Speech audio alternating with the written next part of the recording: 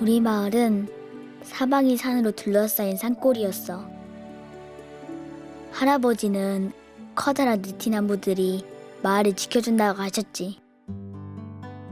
북벽 아래를 흐르는 남한강도, 들판도, 산도 전부 다 우리 놀이터였어.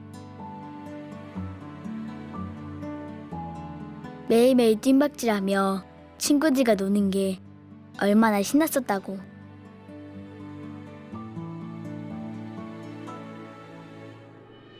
그러던 어느 날 난 처음으로 보았어. 큰 새처럼 하늘을 나는 비행기 말이야. 나는 멋진 비행기를 향해 손을 흔들었어. 언젠가는 꼭 비행기를 타고 하늘을 날고 싶었어. 며칠 뒤 우리 식구는 동굴 속으로 피난을 갔어. 그때는 알지 못했어. 우리가 왜 비행기를 피해서 숨어야 하는지.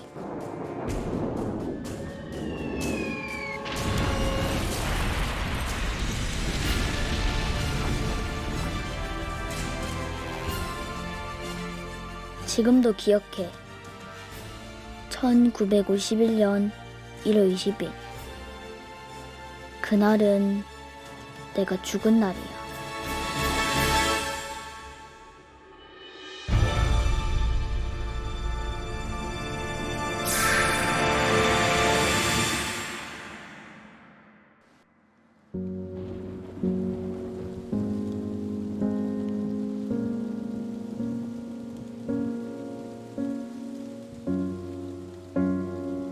생각합니다.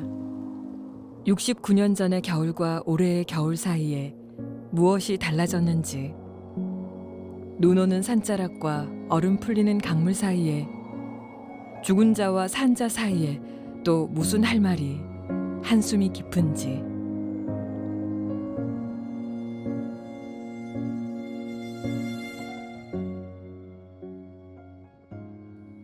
그날이 다가오자 마을엔 약속처럼 눈이 내렸습니다.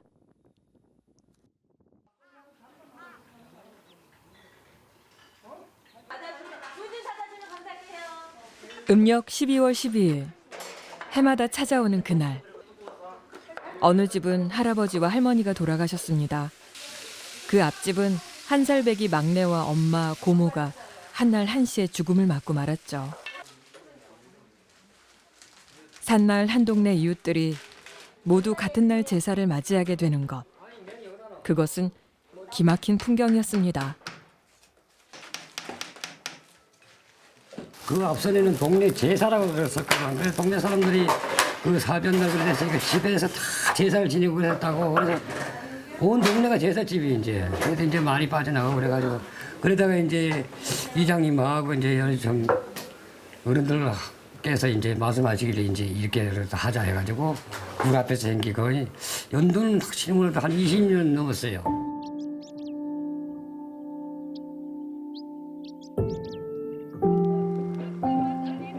한마을에서 이 집 저 집이 같은 날 제사를 맞게 되는 건 슬픔과 공포의 역사입니다. 영문도 모른 채 죽음을 당한 그 억울한 영혼들을 위한 동네 제사는 이제 곡개굴 합동위령제라는 이름으로 불리고 있죠. 성월에 드는 아내고 5월에 드는 내 6월에 유도일 내 송수. 전쟁이 끝난 뒤에 군인들은 보훈의 대상이 됐습니다. 당연한 일이었죠. 하지만 민간인들의 억울한 희생은 보훈의 대상이 아니었습니다. 1951년 1월 20일 비참하고 억울하게 희생당하신 영령 앞에 상가 머리 숙여 명복을 빕니다. 군인들의 죽음은 위로받았지만 전쟁의 틈바구니에서 희생당한 민간인들의 죽음은 오래도록 외면당해 왔습니다.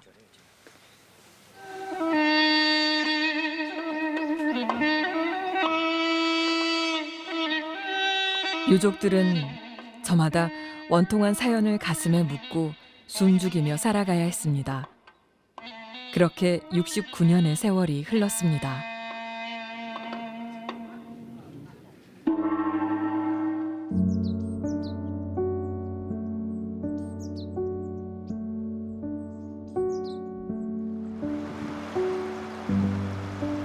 얼음장 같은 추위가 가고 봄이 옵니다. 용서할 수 없는 것을 용서하기 위해서, 화해할 수 없는 것과 화해하기 위해서 세상엔 몇 번의 봄이 더 필요한 것일까요? 긴 봄의 마을 단양 영춘에도 또 한 번 새봄이 도착했습니다. 말랑한 봄의 숨결이 겨울 동안 움츠렸던 대지에 스미는 시간.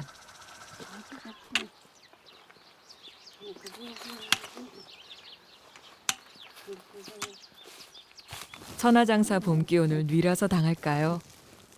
95의 어르신까지 마늘밭으로 행차합니다. 혼자 일하는 아들을 돕기 위해서죠. 아무리 그래도 힘들지 않으실까요? 왜 안 힘들어? 허리 아프고 뭐 다리도 아프고 자꾸 그냥 치가면 하지 뭐 파가져야죠 뭐. 마늘싹이 봄햇살만 봐도 생기가 나듯이 어머닌 아들 얼굴만 봐도 기운이 납니다. 오래전 그 난리 속에서 살아준 눈물겨운 자식입니다. 아이고 지기. 아니 요거 이제 요 조금만 뽑고. 밥도 하고 내 힘든 건 다 해주는데 뭐. 가 때문에 살지 뭐 내가 어떻게 살아. 자 아니면 내가 살도 못해. 19의 시집와 70년이 넘도록 이 마을에서 살았습니다. 돌아보면 아득한 시간이지만 어떤 기억은 세월이 흘러도 도무지 잊히지가 않습니다. 그 내가 애가 있었거든. 그거 갖다 놓고 막 굴에 들어가고 자도 그랬어요. 자가 자꾸 울어가면 자 데려가대 안 데려가. 그래서 살았잖아요. 저 굴에서 나오는 아가 하나 바람에 그래 죽었다 연기 쐬가지고. 야 밑으로 이쁘 잘생겼어. 아주.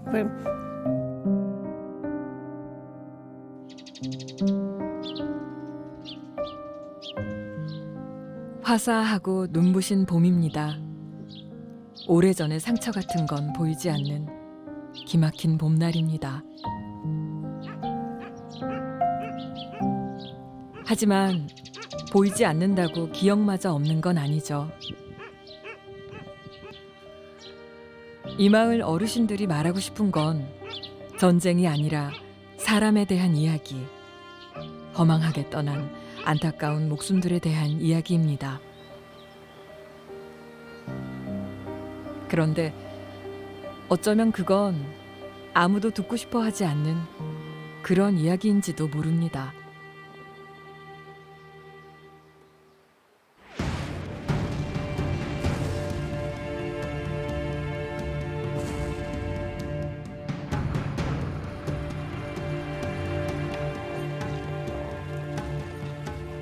(1950년) 말 아군은 얼어붙은 압록강까지 진군했습니다. 마침내 전쟁의 끝이 보이는 듯했죠. 하지만 중공군의 개입으로 전세는 곧 역전되었고 그렇게 겨울 난리가 시작됐습니다. 유엔군이 속절없이 밀리면서 상황은 6.25 발발 직후와 비슷하게 변해갔습니다. 1951년 1월 4일 정부가 서울에서 철수하자 피난민들이 길 위로 쏟아져 나왔습니다. 6.25가 터진 여름 난리에 몸소리 쳤던 사람들이 한겨울에 또다시 위험한 피난길에 내몰린 것이었죠.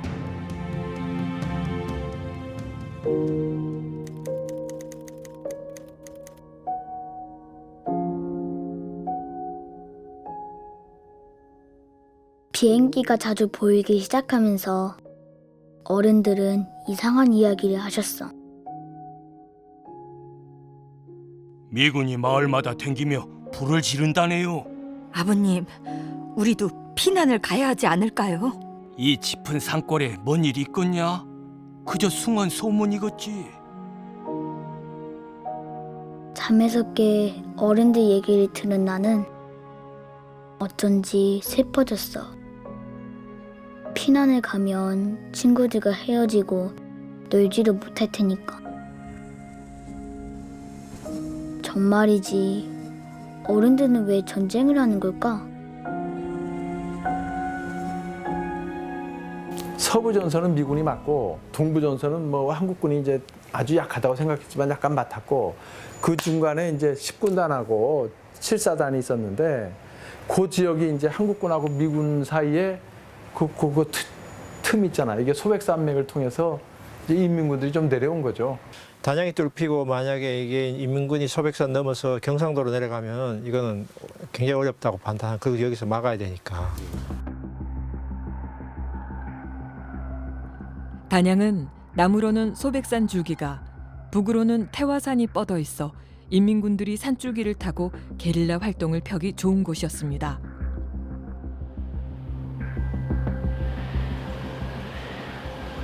실제로 당시 산지로 침투한 인민군들은 아군의 방어선을 뚫고 남하해 위협적인 게릴라전에 돌입했죠. 1951년 1월 충북과 경북의 경계인 소백산맥 지대는 한국전쟁의 중요한 전략지역으로 부상했습니다.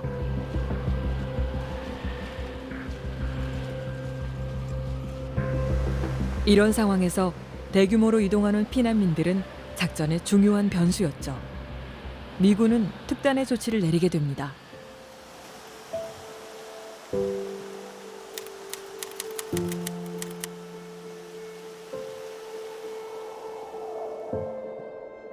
우리 집도 피난을 가기로 했어.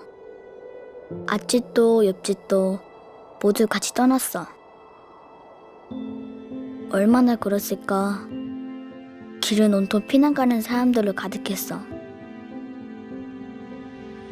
그런데 한참을 가다 보니 군인들이 탱크로 길을 막고 있는 거야.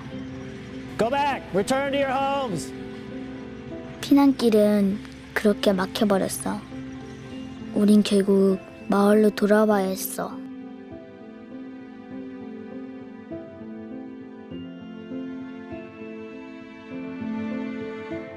차단이 두 군데가 되는 걸로 알아요. 고습제라는 데서 하면 차단이 되고 향산이라는 향산 지금 다리가 있어 그렇지만 그때는 이제 개울물 돌다리를 건넜거든요. 돌다리를 건너니까 거기서 누군가 통제를 하면은 그만 못 가요.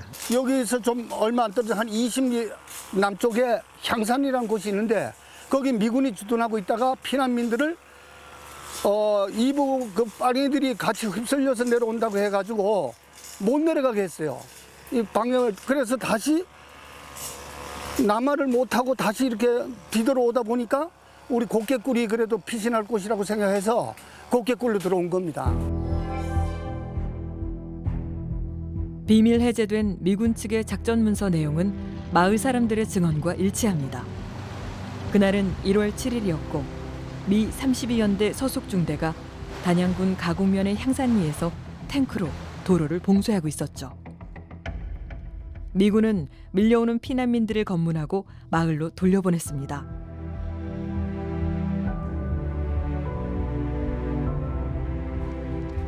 당시 미군이 가장 경계한 것은 인민군이 피난민으로 가장에 남하하는 것이었죠.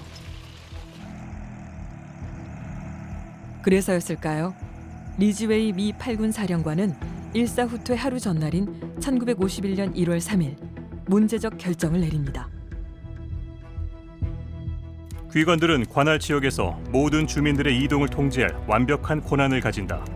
아울러 그들에 대해 발사 및 폭격의 권한을 가진다.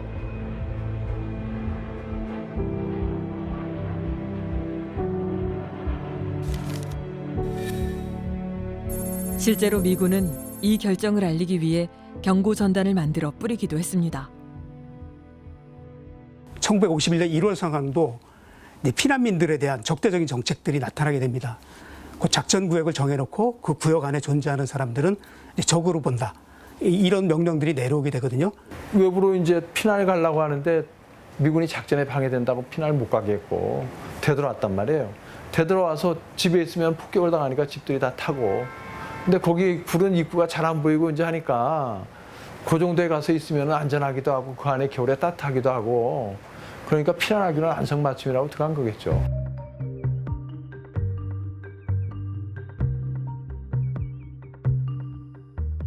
병풍처럼 둘러쳐진 산자락과 북벽을 안고 정답게 흐르는 남한강.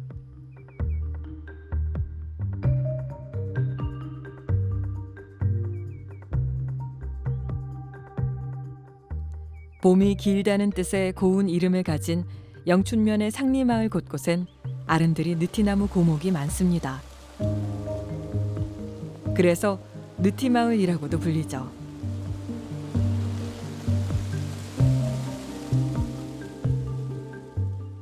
곱개굴은 그 상리마을의 위쪽에 자리한 석회암 자연동굴입니다. 69년 전 많은 사람들이 피난했다는 동굴. 입구는 좁아 보였지만 안으로 들어가면 꽤 길게 이어지는 공간이 있습니다. 제작진은 곱개굴의 내부가 어떤 모습인지 측정해 보기로 했습니다. 여기서 이제 레이저가 나갑니다. 레이저가 나가서 3차원의 어떤 형상을 전부 다 좌표값을 얻게 되는 거죠. 일단은 이제 여기에 한번 세우게 되고 이쪽에서 나가면서 촘촘하게 세워질 거예요. 3D 스캔 영상을 통해 확인한 결과 곱개굴 내부는 꽤 복잡한 구조로 되어 있었습니다. 좁게 이어지다가 넓어지는가 하면 위로 아래로 다른 공간이 생겼다가 다시 하나가 되기도 했죠.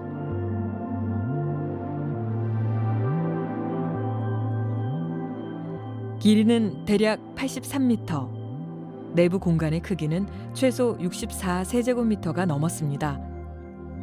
추위를 막아줄 넉넉한 공간이 있으니 사람들이 이 동굴을 피난처로 선택한 건 자연스러운 일이었죠.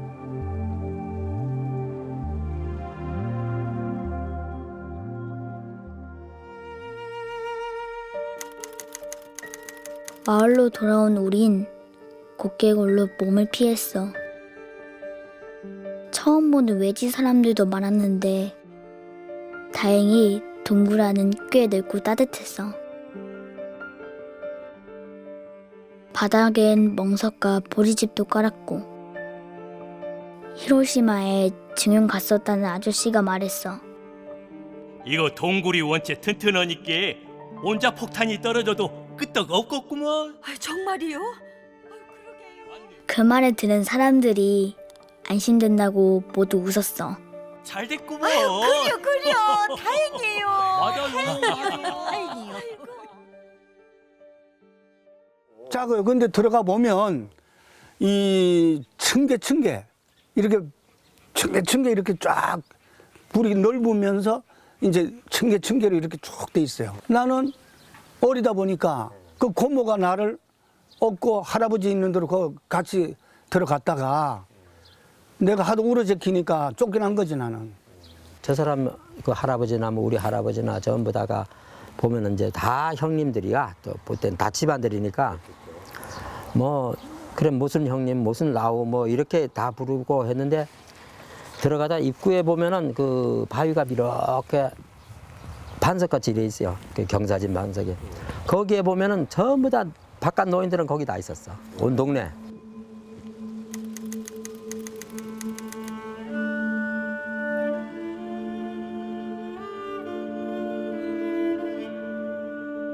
새들은 피난 같은 건 하지 않겠지? 답답해서 동굴 밖으로 나온 나는 자유롭게 하늘에 나는 새들이 부러웠어. 그런데 갑자기 커다란 비행기가 내 쪽으로 날아오는 거야. 마치 세상에서 제일 큰 새처럼 말이야.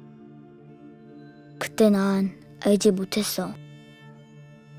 아주 큰 새 같았던 그 멋진 비행기가 어딘가로 폭탄을 싣고 날아가고 있었다는 걸.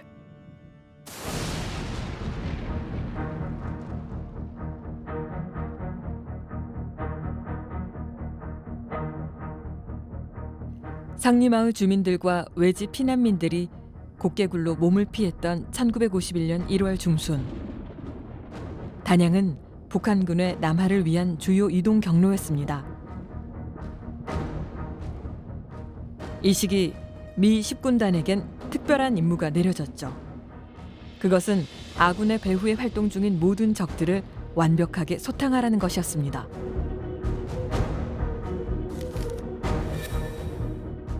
당시 미 10군단의 후방 지역이었던 강원도 영월과 충북 단양, 경북 예천에서의 인민군 소탕 작전은 이른바 와이핑 아웃, 싹쓸이로 불렸습니다. 라이트 중령이 기록한 문서가 그걸 말해주죠.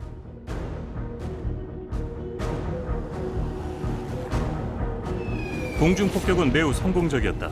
단양과 예천 사이 게릴라 7,000명을 소탕하기 위한 공격은 그 지역의 75%를 불태웠다.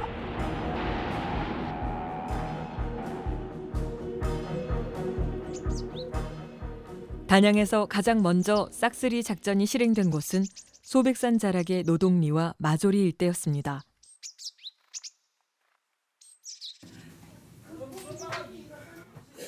마을 공격은 1월 12일부터 수차례나 이어졌죠. 그 겨울 난리의 기억은 아직도 마을 사람들에게 충격으로 남아 있습니다. 여기 사람이 많이 죽었어요. 그때 한 집에 그때 27집이 제사 든다 그랬어. 맞아. 하여튼 뭐 손방매에다 불 질러가지고 이 집에 갖다 푹 쏘시고 저 집에 갖다. 누가요? 그건 미군이 그랬지. 아, 미군이. 그건 왜 그랬나 하면 여기 산이 높으니까 인민군들이 많잖아요. 간 애들 모여게 하려고 그 불을 다 질른 거야. 다리가 저 그때 막 나무로 돼 있어 집에. 그 다리 내한테 거기서 폭격을 해가지고 그 산더미에서 이제 미군들이 그 피라민이 막 중앙선을 막 이러지 않습니까? 꽉 이렇게 그때 폭격해서 그 전멸했어요. 이 피라민들도 막 쏴가지고 미군들이. 그게 왜냐? 인민군들이 있다 이게 여기가. 또 처남들이 미군은 인민군이 은신처로 활용할 가능성이 있는 산마을들을 차례로 불살랐습니다. 우리 저 집안 농지 재택이 다 죽었어요. 지재택. 예, 다 죽었고. 그런 무차별적인 공격으로 노동리 마조리에서만 최소 106명의 목숨이 희생됐습니다. 추위와 식량 부족으로 북한군의 전투력을 무력화시키기 위한 작전에 애꿎은 민간인들이 먼저 희생된 것이었죠. 줘서 땡겨 올라오면서 보니 사람이 있고요. 막 뒤로 갈린 거야. 그렇게 모두 막 달아나고 죽은 사람도 있고 막 우리 어머니 줘서 살았어요. 그러니까 각 지방의 돼지, 소 뭐 이런 게 지 남들 막 들려 동네 들리 다 싸요. 바치가 뭐 들어오니까 소 죽은 거, 돼지 죽은 거, 뭐 사람 죽은 거 널널해요. 처참한 주검과 폐허의 마을을 남기고 노동리 마조리의 겨울 난리는 막을 내렸습니다. 이것은 단지 운 나쁜 소수의 비극이었을까요? 와이핑 아웃이라는 얘기는 아예 인민군이 이제 겨울이 추운 겨울이기 때문에 어디서 좀 자야 되거든요. 따뜻한 데 자자면 얼어 죽기 때문에라도 약간 민간인이 은폐할 만하고 겨울에 밤에 잘 만한 장소 이것까지 다 태워버리겠다는 작전이었으니까 민간인이나 사람이나 아무것도 거기서 살아남지 못하게 청벽자냐 그런 전술이니까. 적을 이롭게 하는 어떤 은신처나 보급품도 남기지 않겠다는 작전. 이른바 싹쓸이 임무의 실체는 1월 14일 미 10군단의 작전 지시에서도 구체적으로 드러납니다.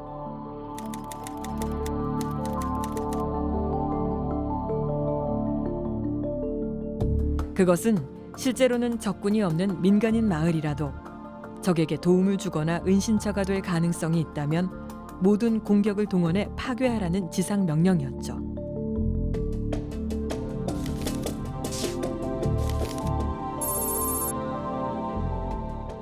그리고 그 명령은 실제로 완수되었습니다. 1월 13일자 미 제8 전투폭격단의 임무 보고서. F-80 전폭기들이 단양읍 5마일 동쪽의 노동리에 출격해 네이팜과 로켓포 등으로 마을을 공격한 사실이 분명하게 기록돼 있습니다. 노동리 인근 마조리에서도 마을 집들이 파괴되고 불탔습니다. 하지만 은신한 적군에 대한 공격 효과는 관측할 수 없었다고 적혀 있죠. 공격은 읍내부터 가장 사람이 많고 용이한 데 이런 데서 시작되면서 산 쪽으로 올라간 거죠. 평지에서 그 투벌작전처럼 밑에서 벌어지고 피난민들이 또 한쪽으로 모이게 되고 그러면 마지막에 이제 그 지역을 공격하는 이런 양상이에요. 이거는 이 지역 내에 있는 사람들을 아군 민간인으로 보지 않았다는 걸 의미하는 거거든요. 민간인 마을에 대한 이런 무차별적인 공격은 미 군부 내에서조차 비판의 목소리가 나올 정도로 참혹했습니다.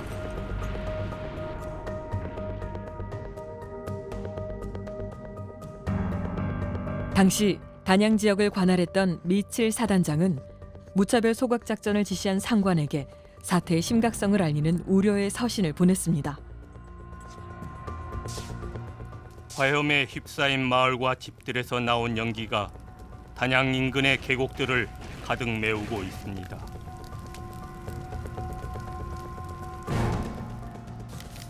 사람들은 왜 미군이 적이 없는 마을을 불태우는지 이해하지 못합니다. 집들을 불태워 이미 8,000명의 피난민이 발생했고 앞으로 더 많아질 것입니다. 그들은 대부분 노인, 장애인, 어린 아이들입니다. 이 작전이 가져올 끔찍한 영향과 비교할 때 얻을 수 있는 이익은 빈약합니다. 저는 무차별적인 이 소각 작전을 선별적 소각으로 대체할 것을 건의합니다.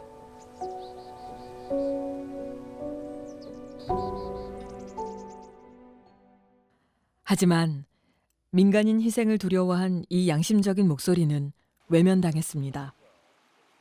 폭격의 불길은 이미 다음 마을로 향하고 있었죠.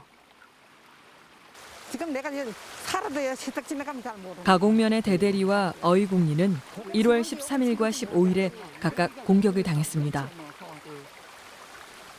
아직도 마을엔 69년 전의 일을 어제처럼 기억하는 이들이 살고 있습니다. 그땐 삶과 죽음의 거리가 그토록 가까웠죠. 그 사람들은 좋은 말 있다, 요 피난이 나고 여기를 왔 거야. 니리 몰랐는데 여기다 다 마놓고 폭격을 한 거야. 좋은 말에서. 그래, 조회는 저것만 했죠. 저기 뭐요. 미군야 불문 싸놨지고는 폭격을 못하고. 마을을 불태우는 공격에서 살아남으려면 사람들은 집 밖으로 나와 어디든 숨을 곳을 찾아야 했습니다.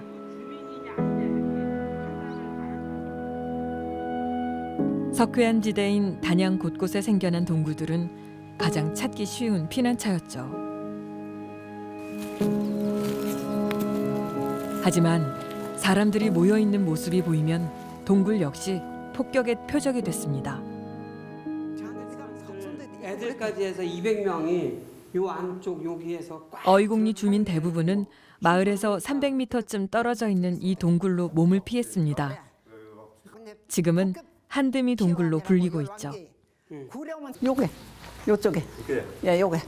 여기다가 폭격을 여기서 하니까 옷을 벗어서 이렇게 흔들어가지고 비행기는 물러가고 오빠는 살아서 완 게 머리가 거슬렁이 또 와가지고 근데 저 안에만 했었대요.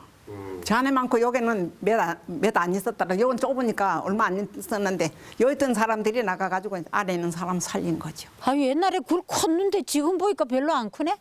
근데 저 안에까지 있었어요. 그래 저 안에 첫 번에는 이제 우리 어머니가 이제 여기 막 따닥따닥 소리가 나니까 날 데리고 저 안에 들어갔잖아. 그때는 이제 뭔 비행기인지 몰랐는데 우리 한국 사람들은 아니고 미군들이 그랬다는 얘기만 들었지. 미군들이. 누군가는 한국 전쟁을 이념 전쟁이었다고 말합니다. 좌인지 우인지를 나누고 동지와 적을 구분해 서로가 죽고 죽인 전쟁이었다고요. 하지만 어느 편인지 묻지조차 않았던 죽음들이 그해 겨울 단양엔 너무나 많았습니다. 지금 단양군 일대에 얼마나 많은 그 석회암 지대, 동굴 지대에서 피난돼 있던 피신해 있던 주민들이 학살됐는지는 아무도 모르는 상황이에요. 그래서 정부나 단양군에서 재원을 마련을 해서 단양군의 전체 마을에 대한 전수조사를 해야 된다고 생각을 합니다.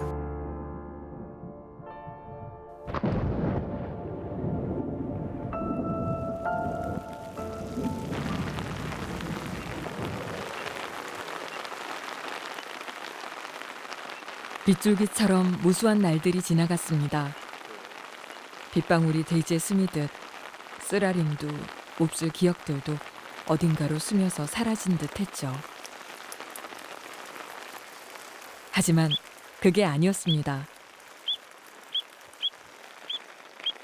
빗줄기 속에서도 새끼를 보호하려는 남한강 흰목 물대새 어미의 울음처럼 문득 우리 안에서 들려오는 어떤 울음이 있죠. 충청북도 단양군하고도 영춘면하고도 상일이 세상 천지 만물 중에 사람밖에 또 있는가 여보시오 시주님 내 말씀 들어보소 이 세상에 나온 사람이 덕으로 나왔는가. 초장에는 못 들어가겠지. 굴에다가 그 깜깜하니까 맹 낮이나 밤이나 뭐 후라치 들고 후라치기 처음에는 없어가지고 병에다가 속이 기름 넣어가지고 그 소금 미리 넣어가지고 이래 불빵면 해가지고 개구리다가 자꾸 많았지. 얼마 전에도 그 뼈가 많이 나왔어.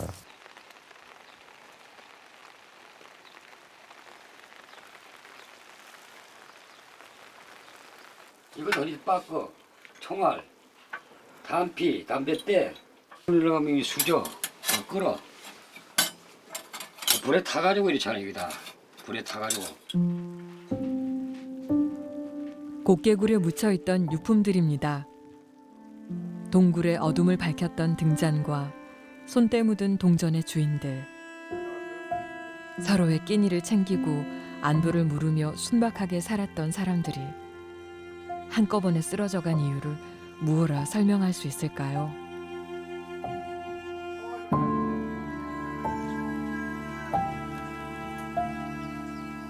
전쟁이 끝난 뒤 죽음이 휩쓸고 간 폐허 위에서 삶을 살아낸다는 건 또 다른 전쟁 같았습니다.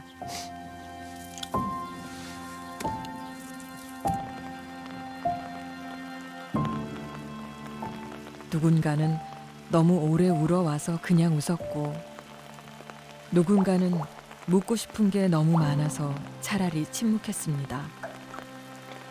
세상은 그날 곱개굴의 진실을 오래도록 모른 척했죠.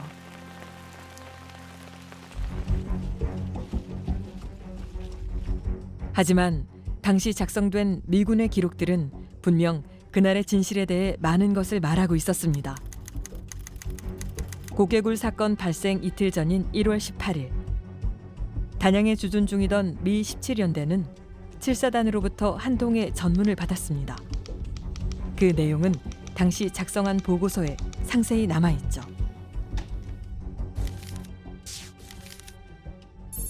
공중 공격을 좀 더 광범위하게 대대적으로 진행할 것. 적이 있을 것으로 의심되거나 그럴 가능성이 있는 위치가 적절한 목표물임. 목표물이 없다는 이유로 비행을 취소시키지 말 것. 밤마다 다음 날 공격을 계획할 것.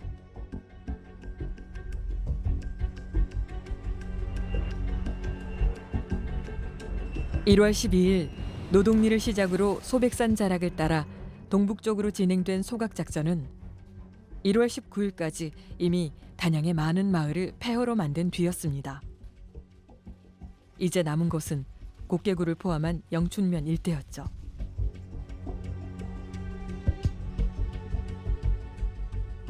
그렇게 또 하루 핏빛의 저녁이 저물고 1월 20일 그날이 다가오고 있었습니다.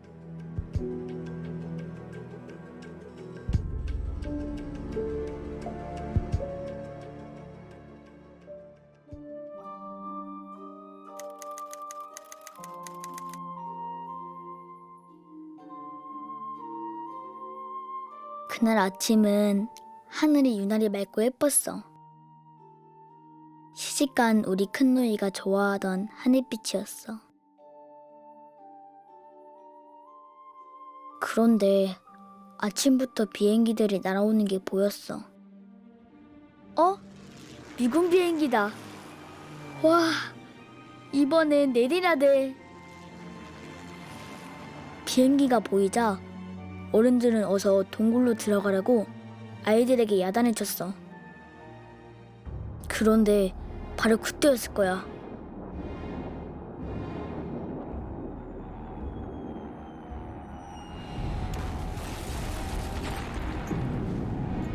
비행기가 불폭탄을 떨어뜨렸어. 갑자기 아무것도 보이지 않았어. 사람들이 비명을 지르며 쓰러졌어. 더 이상은 기억이 나지 않아. 누구지? 누군가 아직도 거기 살고 있어. 너도 들리니?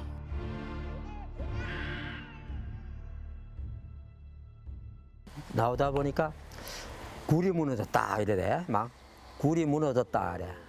굴이 진짜 무너진 거야. 그래서 보이질 않아. 한 발짝 돌아서면 그때부터는 보이질 않아. 그런데 이미 거기서부터 거기 나오는 사이에 거기 한 중간쯤 나왔을 때는 이미 그때는 아마 죽은 사람이 막 지금 생각하면 있는 게야. 여기 밟고 나왔으니까. 그 연도 큰아버지라고 하는 애가 애들 이름을 다 부르면서 굴에서 저렇게 다 죽었다 이게야. 이제 그리고 집도 타고 이러면서 그 노인이 막 참 이렇게 대성통곡을 하더라고. 그게 선해요.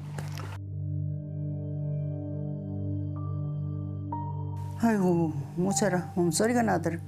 얼마나 뭐 와서 따다닥거리는지 뭐 비안개가 쌩쌩거리고 돌아치는데 우린 정신이 없어 내다보도 못해서 이제 비안개가 폭격을 하고 간 뒤에 이래 내다보니까 막 굴 앞에 연기도 나고 뭐 사람 죽었다고 막 소리 지르고 야단이더라고.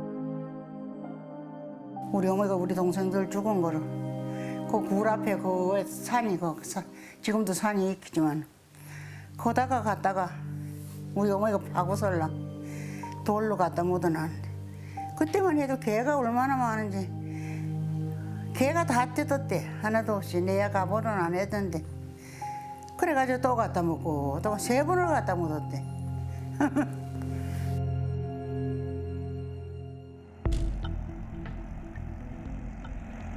미군 기록에 따르면 1951년 1월 20일 그날 영춘면 일대 폭격이 이루어진 시각은 오전 9시 50분부터 11시 사이였습니다.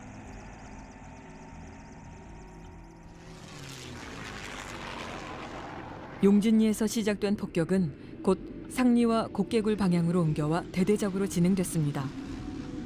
총 3번의 폭격을 위해 최소 10대가 넘는 폭격기들을 출격시켰죠. 그날의 미 정찰기 임무 보고서 등에는 9시 50분에 이미 공중 폭격으로 40명의 군인을 사살했다는 내용이 적혀 있습니다. 10시 25분 4대의 F-80 폭격기가 15채의 집을 파괴하고 20채를 손상시킨 20명의 적을 사살함. 10시 50분 같은 목표물에 5대의 F-80 폭격기가 네이팜탄과 50캘리버 기관총을 사용했음. 탄약의 절반이 투하되었을 때 이미 14개의 큰 불이 났음.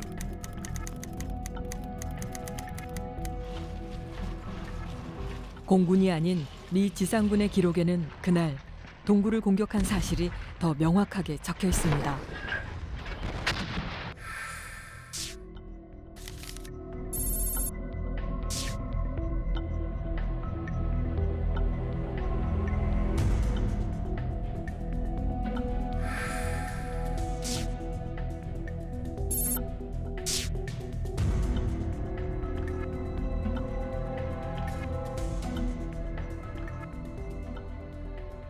한국전쟁사 안을 보면요.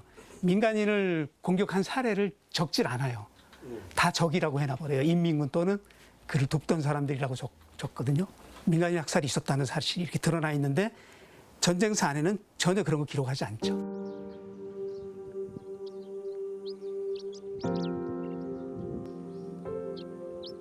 폭격이 멈춘 뒤 마을은 얼마나 참혹하게 변해 있었을까요? 아마도 인간이 만들어낸 끔찍한 지옥도가 펼쳐졌을 겁니다. 하지만 살아남은 사람들은 폭격의 불길이 모든 것을 앗아간 마을에서도 다시 삶을 일궈야 했습니다.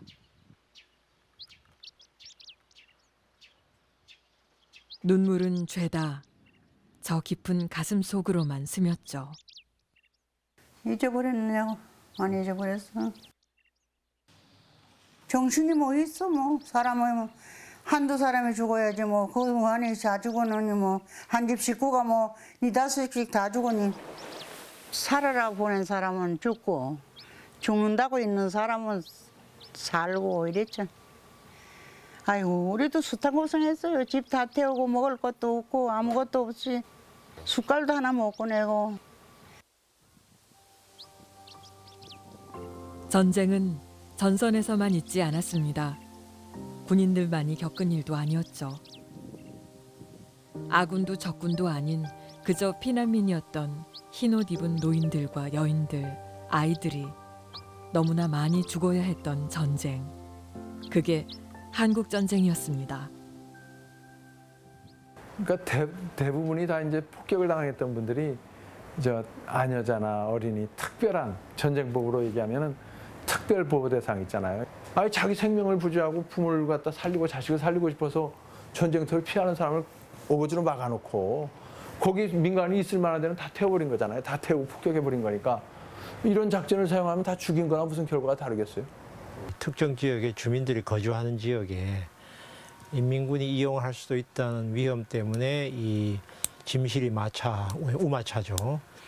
그다음에 식량 이런 것까지를 다 소각 작전, 그러니까 네이팜을 사용했습니다. 소각 작전이고 이제 일종의 그 지역 폭격이라 그래가지고 특정 지역은 무차별 폭격을 하는 거는 이것은 이제 콜라이터럴 데미지라고 보기가 어렵죠. 그러니까 전쟁 범죄에 가까운 거죠. 돌아보면 그 거칠고 아픈 세월 속에서도 봄은 늘 눈부시고 고왔습니다. 눈부셔서 남몰래 서러웠습니다. 그 서러움이 사무친 봄날, 상리마을 사람들이 산일을 하러 모였습니다. 야산자락에 묻힌 이름 모를 이들의 누운 자리를 돌보기 위해서였죠. 그날 곡개굴에서 숨을 거둔 이들 중에 신원이 확인된 사람은 167명입니다. 가족이나 지인들이 알아보고 시신을 수습한 경우죠. 하지만 그들이 다가 아니었습니다. 막 이런 데 밭들어 이런 데다 막 이렇게 임시로 묻어놨다가 한쪽으로 이렇게 다 모은 거예요. 무연고자.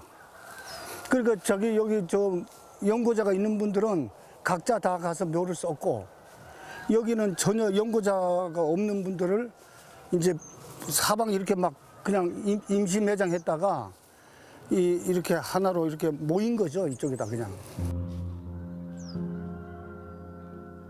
강원도나 서울 등 외지에서 온 피난민들은 이름을 확인할 길이 없었습니다. 여기 누워있는 분들 제사라고는 처음 받아보네. 어디서 온 누구인지도 모른 채 그저 무연고자로 불리며 산자락에 합장된 사람들. 아무도 기억하지 않는 죽음들. 그날 이후 60만 8천 시간이 흐르도록 유족들이 치르고 있는 마음의 전쟁은 언제쯤 끝날 수 있을까요? 정말 이런 비극은 이제 다시 일어나지 않아야 되는데,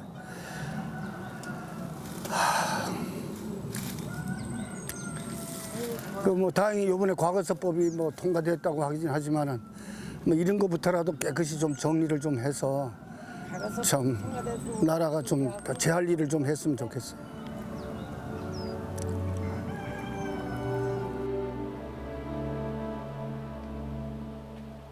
꽃 피는 날에서 꽃 지는 날까지 원통함에 잠들지 못했을 넋들에게 참 미안한 봄날입니다. 한국 정부의 책임도 있고 미군의 책임도 있는데 이거를 적군이 아니라 아군에 의한 이 피해를 어떻게 할 것이냐라고 하는 건 참 어려운 문제죠. 그렇지만 이거를 그냥 이렇게 덮어버리고 갈 수는 없는 문제고, 그래서 앞으로의 그러나 진실 규명은 하되 전쟁이 얼마나 많은 피해를 가져오는가를 일단 사회적으로 고발할 필요도 있고요. 국민들이 좀 알 필요가 있고요. 유족들에게는 미국과 한국 정부가 같이 협의를 해서 적절한 위로와 보상이 필요하다고 생각해요.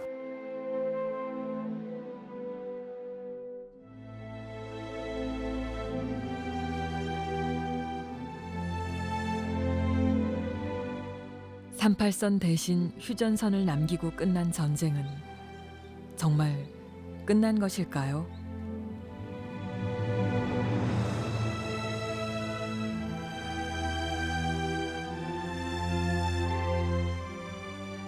용서할 수 없는 것을 용서하기 위하여, 화해할 수 없는 것과 화해하기 위하여. 단양 영춘의 긴 봄은 이토록 오랜 기다림의 눈물을 남한강 물길로 흘려보냅니다.